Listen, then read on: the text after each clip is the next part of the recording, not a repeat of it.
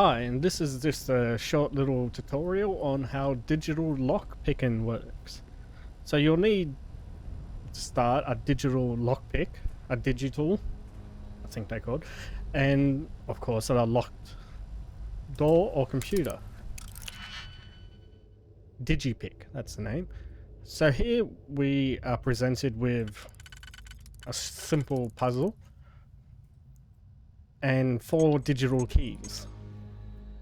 So the key, or the goal, is to line up and insert the keys into the slots. A little helpful hint is to line up what you think goes where, but instead of hitting E to slot the key, you can switch to the other keys to line up the rest. So I'm missing the bottom one, so I don't think this double key will work, so I'll use the third. Yep, there we go. And also down the bottom, if your skills allow, and when you unlock and slot keys, it builds up to allow an auto slot. Okay, so the last key, and there we go. There we go.